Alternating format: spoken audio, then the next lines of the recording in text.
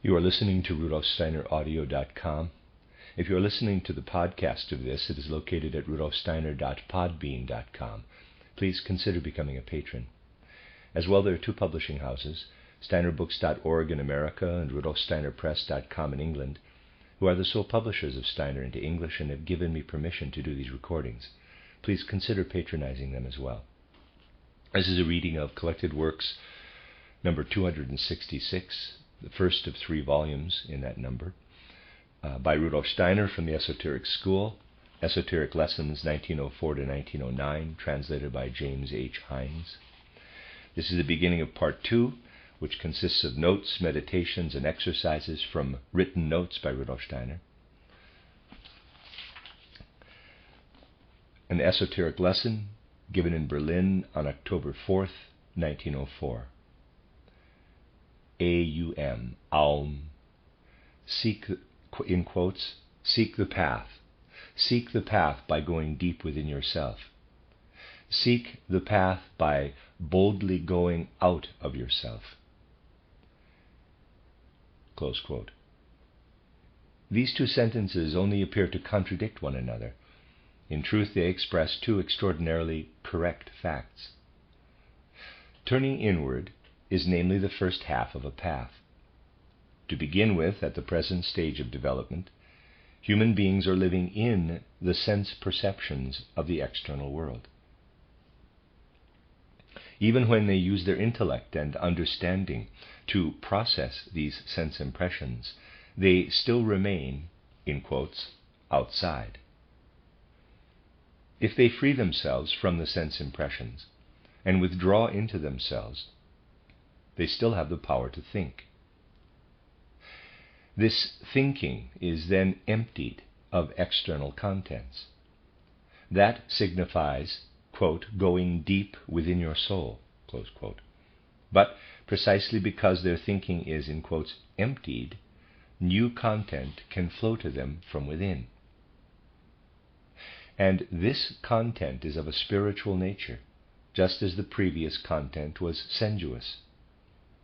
But just for this reason, human beings can then step out of themselves.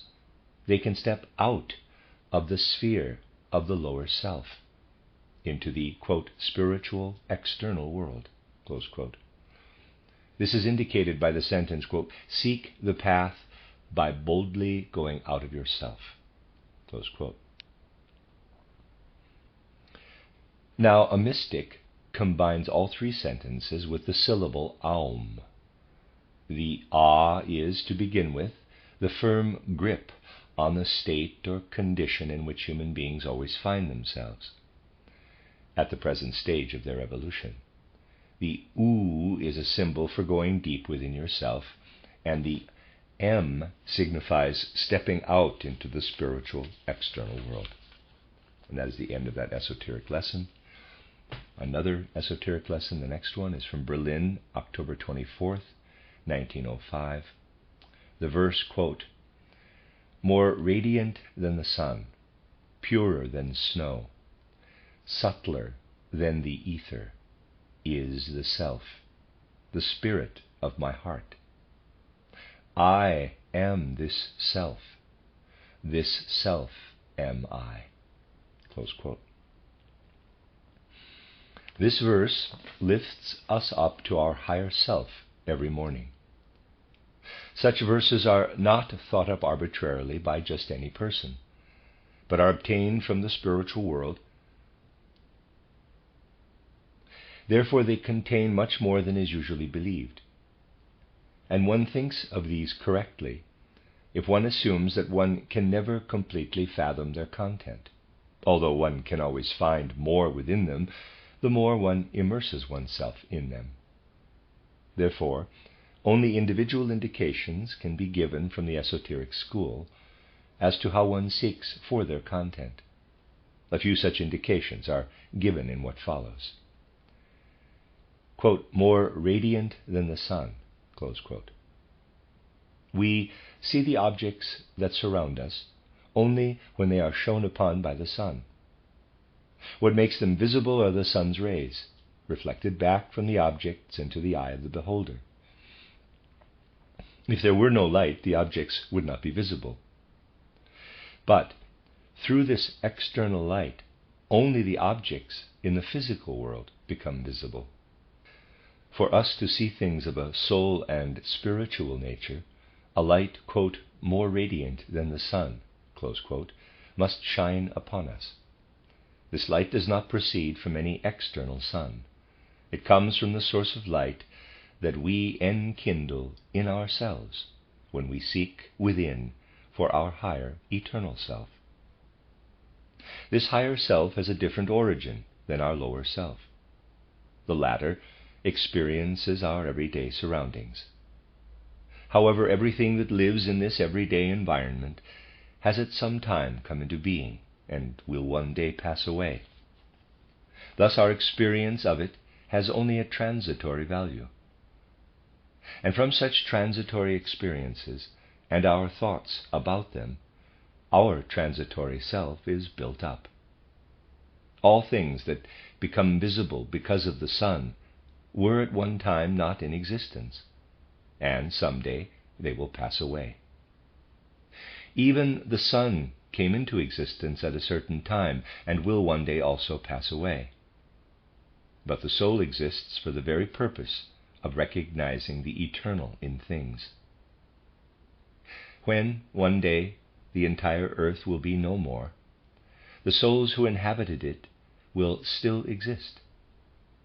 And what these souls have experienced on earth, they will carry with them elsewhere as a memory.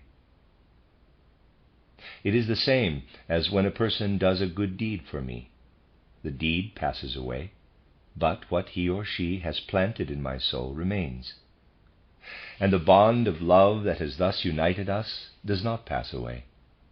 What we experience is always the source of something that endures within us.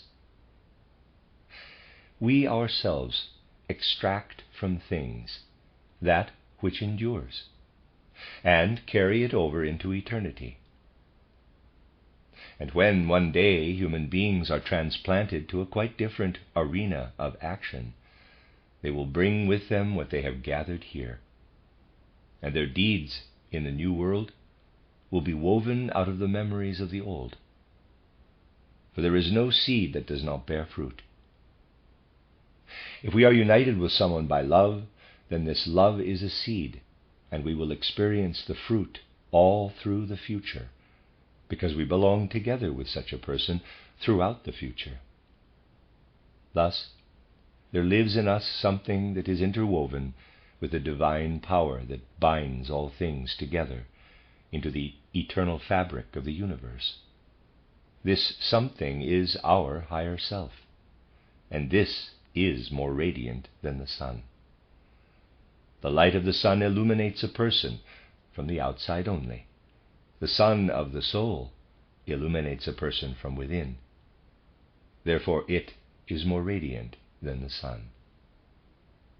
Quote, purer than snow, close quote. In itself, everything is pure. It can become impure only when it unites with something that should not be united with it. In and of itself, water is pure. But even the dirt in dirty water would be pure if it were in and of itself, if it had not united with the water in an unlawful way. Carbon by itself is pure. It becomes dirt only if it is wrongfully united with water. Now, when water assumes its own form in a snow crystal, it separates out all that has united wrongly with it.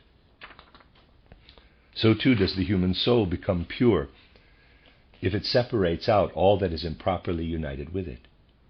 And the divine, the imperishable, belongs to the soul. Every ideal, every thought of something great and beautiful belongs to the inner form of the soul. And when it mediates upon such ideals, such thoughts, then it purifies itself, as the water purifies itself in becoming snow crystal. And because the spiritual is purer than anything material, the higher self, that is, the soul that lives in the heights, is purer than snow. Quote, finer than the ether. Close quote. Ether is the finest form of matter, but all matter is still dense compared to the element of soul. It is not the dense that is lasting, but the fine. The stone that we think of as matter will pass away as matter, but the thought of the stone, which lives in the soul, remains. God has thought this thought, and out of it he made this dense stone. Just as ice is only densified water, so the stone is only a densified thought of God's. All objects are such densified thoughts of God.